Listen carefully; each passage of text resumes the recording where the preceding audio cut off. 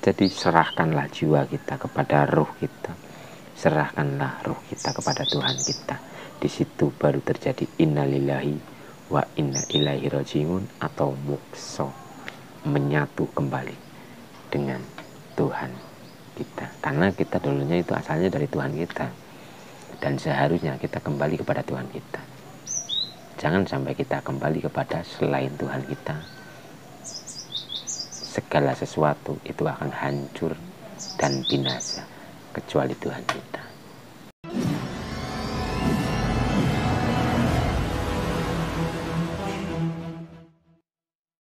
Mari belajar memahami tentang energi, karena sejatinya alam ini, bahkan diri kita ini, itu sebenarnya adalah energi. Jika kita sudah bisa memahami bab energi, di situ kita akan mendapatkan kepahaman-kepahaman baru, mendapatkan pencerahan-pencerahan. Karena semua alam ini, diri kita, itu sebenarnya energi. Raga kita ini pun energi, perkumpulan energi dari energi angin, api, tanah, udara, dan ruang. Sehingga menjadi raga seperti ini. Ini perkumpulan dari 5 anasir, yaitu ruang, api, tanah, udara, air. Ini perkumpulan dari 5 anasir, yaitu yang 5 ini pun adalah energi. Ini berkumpul menjadi satu sehingga membentuk fisik atau membentuk ragawi kita ini. Sebenarnya adalah energi. Alam ini pun energi. Kita setiap hari itu tidak bisa terlepas dari hukum energi. Oleh karena itu, dalam Al-Qur'annya ada, langit dan bumi itu ditundukkan untuk manusia. Lah, cara menundukkannya itu gimana? Itu terjadi, ya kembali lagi, karena frekuensi, vibrasi energi yang kita pancarkan. Dan energi itu mengikuti pikiran dan rasa. Jika pikiran kita bundet, rasa kita sedih, ya otomatis kita memancarkan energi ke semesta. Dan tugas semesta itu mengembalikan energi itu sesuai dengan apa yang dipancarkan. Jadi semesta ini merekam energi dari manusia. Jika manusia itu selalu berpikir positif, selalu berprasangka positif, atau selalu merasakan yang positif-positif, otomatis energi kepositifan pancaran dari dalam diri ini akan ditangkap oleh semesta, dan semesta akan mengembalikan sesuai dengan apa yang kita pancarkan. Jadi untuk merubah diri, ya rubah energi dalam diri kita, rubah pola pikir kita, rubah rasa kita. Jangan sampai menyalahkan luar diri. Kita bertemu dengan si A, si B yang membuat tidak nyaman, yang membuat kehidupan kita bundet. Jangan salahkan mereka. Mereka datang kepada kita, mereka dipertemukan oleh kita, itu karena diri kita sendiri. Oleh karena itu dalam Al-Qur'annya sudah sering disebutkan, Allah tidak pernah mendolimi hambanya. Yang mendolimi hambanya ya diri kita sendiri. Semua itu atas perbuatan diri kita sendiri. Itu bentukannya adalah energi. Kita mempunyai energi toksik, manipulasi dan sebagainya. Ya otomatis kita akan menggirit atau menarik sesuatu yang ada di luar datang kepada kita sesuai dengan apa yang ada di dalam diri. Jadi, jadikanlah yang ada di luar diri untuk bercermin. Karena untuk melihat ke dalam diri, itu jika rasa kita itu masih tertidur, kesadaran kita itu masih tertidur, itu susah. Jika kesadaran kita masih tertidur, rasa kita masih tertidur, ya jadikan apa yang ada di luar diri itu untuk perintrospeksian dalam diri kita ini.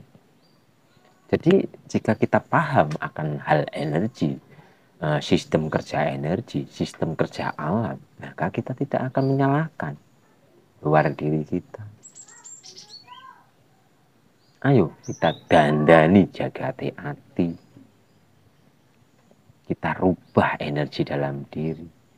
Kita isi diri kita dengan energi positif.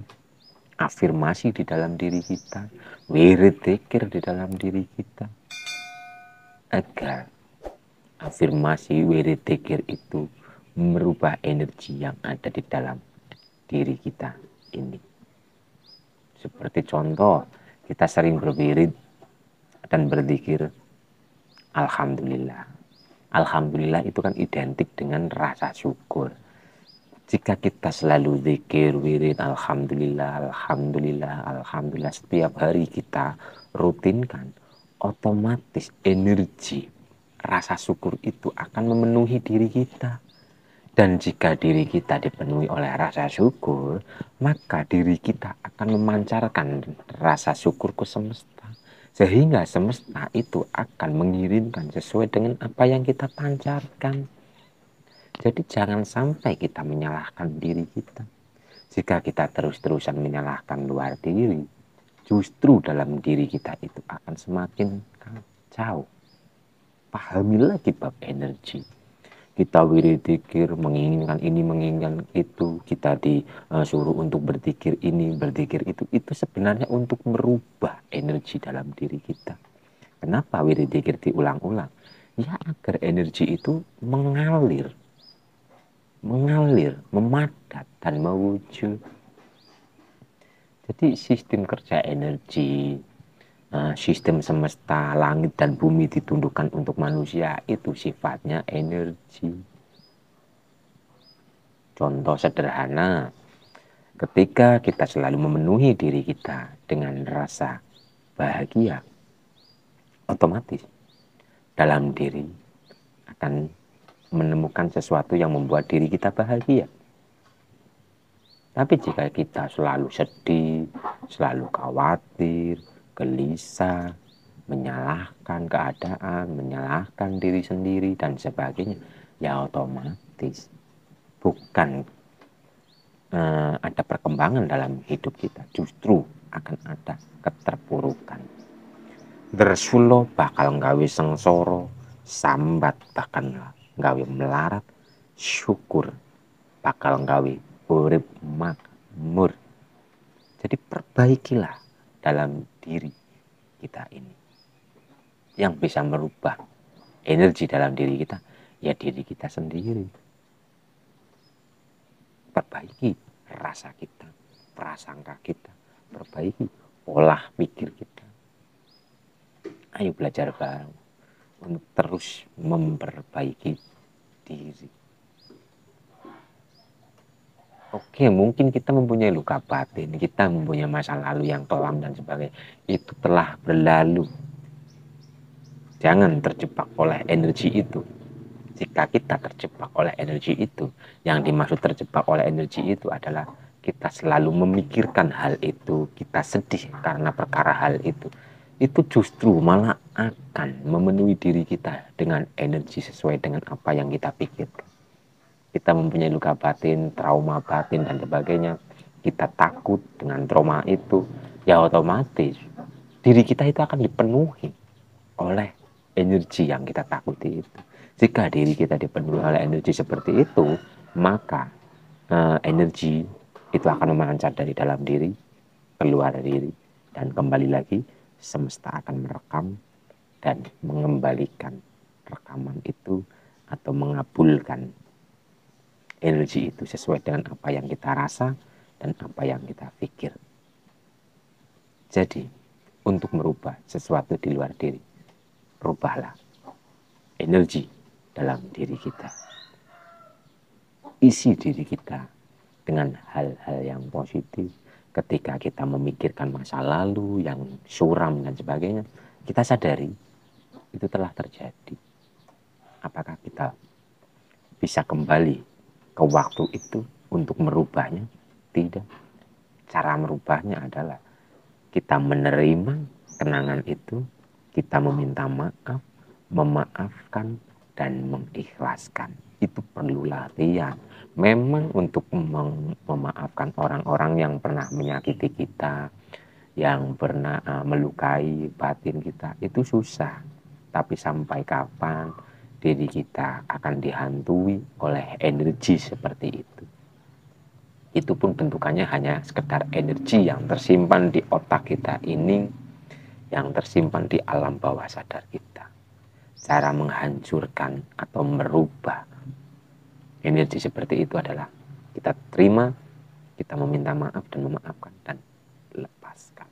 Jadikan kenangan itu untuk pendidikan jiwa kita, agar jiwa kita tumbuh menjadi dewasa, agar jiwa kita semakin tangguh. Ayo belajar bersama. Jangan sampai kita dihantui dengan hal-hal yang seperti itu.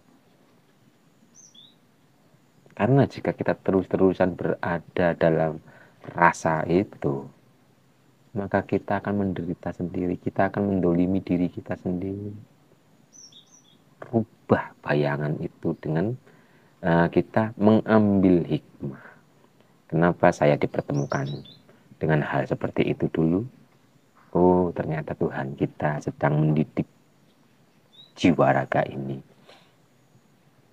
Kenapa dipertemukan dengan hal-hal seperti itu? Oh, sedang ada pembersihan di dalam diri.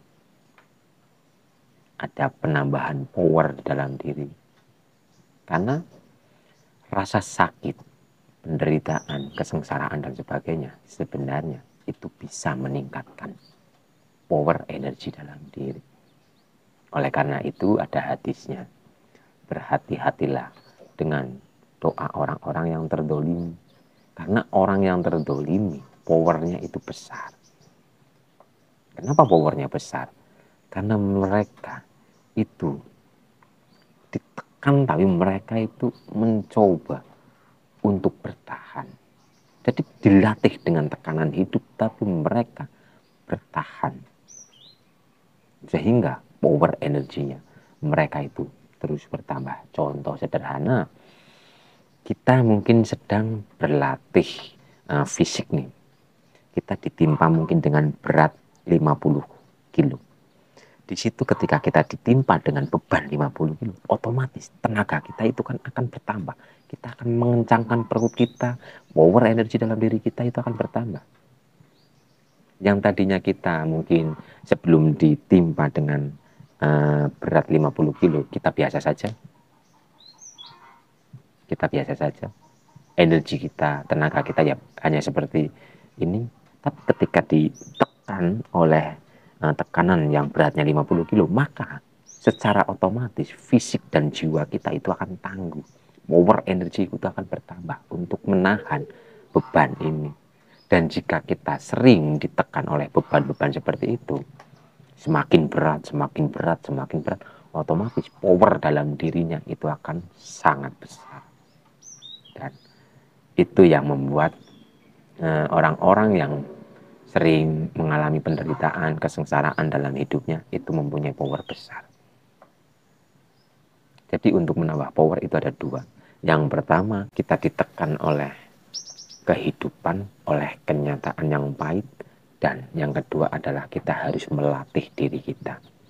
Jadi orang-orang yang tidak berlatih ini langsung merasakan tekanan hidup.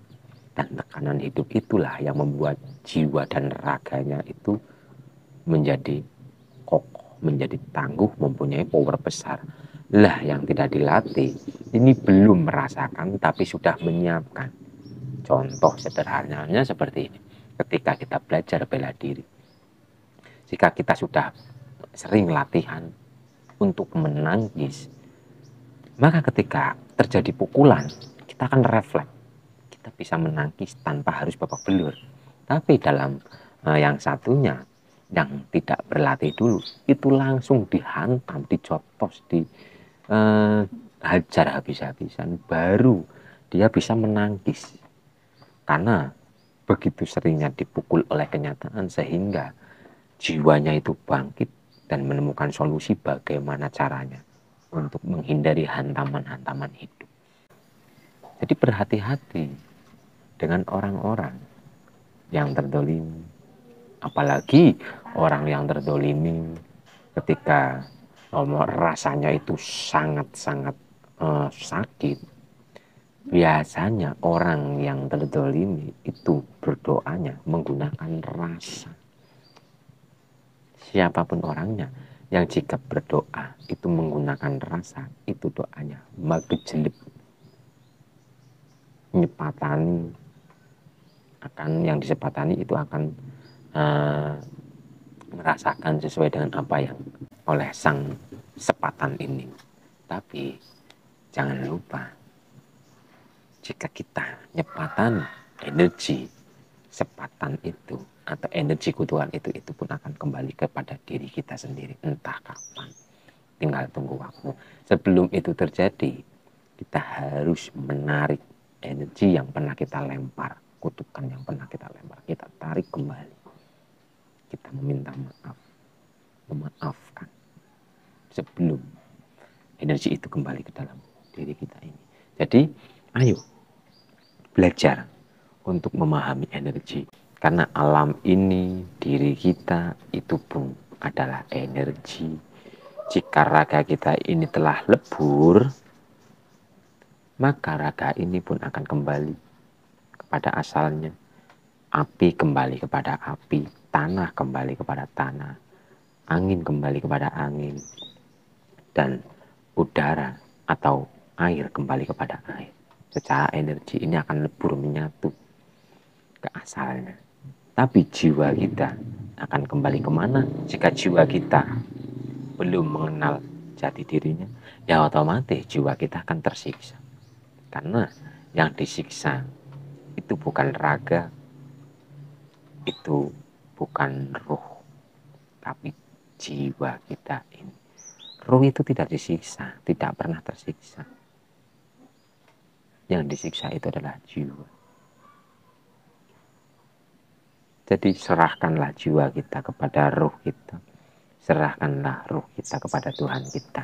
Di situ baru terjadi innalillahi wa inna ilaihi rajiun atau mokso, menyatu kembali dengan Tuhan kita. Karena kita dulunya itu asalnya dari Tuhan kita. Dan seharusnya kita kembali kepada Tuhan kita. Jangan sampai kita kembali kepada selain Tuhan kita. Segala sesuatu itu akan hancur dan binasa kecuali Tuhan kita. Ayo belajar mati sak durung mati. Belajar mati sak durung mati. Tiadakan ilusi, tiadakan halusinasi. Karena apapun ini sebenarnya tidak ada.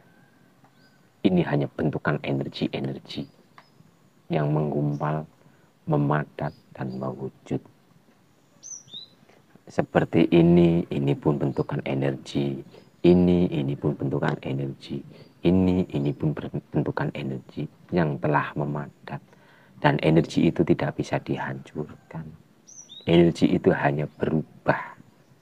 Ini seumpama bambu dibakar. Apa energi bambu ini? Hilang tidak. Hanya berubah bentuk menjadi asap, menjadi api, menjadi uap panas dan sebagainya. Ya, uap panas itu pun energi, api pun energi, asap pun energi. Jadi ini merubah dirinya menjadi partikel yang lain, menjadi bentuk yang lain, menjadi sifat yang lain. Jadi ini tidak hancur. Energi itu tidak bisa dihancurkan. Energi itu hanya bisa dirubah bentuk dan dinetralkan, tapi tidak pernah hancur. Diri kita pun yang sejati seperti itu. Kembalikanlah kesadaran kita kepada kesadaran murni, kesadaran sejati. Ayo belajar bareng untuk memahami bab energi agar kita tidak selalu menyalahkan sesuatu di luar diri, agar kita bisa memahami kehidupan kita ini. Karena alam ini, diri kita, dan semua yang nyata, semua yang berbentuk, ini sejatinya adalah energi. Energi yang menggumpal, memadat, membentuk seperti A itu disebut dengan ini.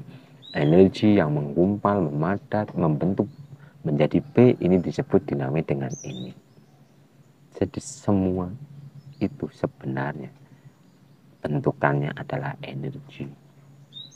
Angin itu pun energi, api itu pun energi, suara itu pun energi. Semua itu adalah energi. Jika kita mau untuk belajar bab energi, maka kita akan paham dengan kehidupan ini dan kita tidak akan menyalahkan sesuatu yang ada di luar diri kita ini. Jadi mari kita belajar, penuhi diri kita dengan pengetahuan. Kita harus bisa saling memaklumi, harus saling menghormati, agar kita tidak mendolimi diri kita sendiri. Karena jika kita marah, kita kecewa, kita tidak terima dengan sesuatu apapun itu akan merugikan diri kita sendiri. Karena itu bentukannya pun energi, marah itu pun energi, tidak terima itu pun energi yang akan mengotori diri kita. Jadi penuhilah diri kita dengan ketenangan, kedamaian, kebahagiaan, keberlimpahan, rasa syukur, cinta kasih, dan sebagainya. Agar diri kita dipenuhi oleh energi positif, oleh energi ilahi, sehingga diri kita akan selalu berada dalam kondisi tenang secara rasa, tenang secara pola pikir. Kita akan selalu merasa damai, karena kita sudah bisa mengendalikan diri kita. Dan apakah ketika kita belajar bab energi, kita mengenal Tuhan, kita sudah menyaksikan Tuhan, lantas kita tidak dipertemukan dengan orang-orang yang mempunyai sifat begini dan begitu, yang membuat diri kita tidak nyaman, tetap masih akan dipertemukan dengan hal-hal seperti itu. Tapi kita sudah tidak akan menyalahkan, kita sudah tidak akan terpengaruh oleh energi-energi seperti itu atau oleh sifat-sifat orang seperti itu. Karena kita telah berdamai dengan diri kita sendiri, kita sudah bisa memaklumi semua apa yang ada di luar diri. Jadi mari kita belajar dan terus belajar. Mungkin itu dulu yang bisa saya sampaikan. Semoga bermanfaat dan jangan lupa jaga rasa kita agar selalu bahagia. Assalamualaikum warahmatullahi wabarakatuh. Rahayu, rahayu, rahayu.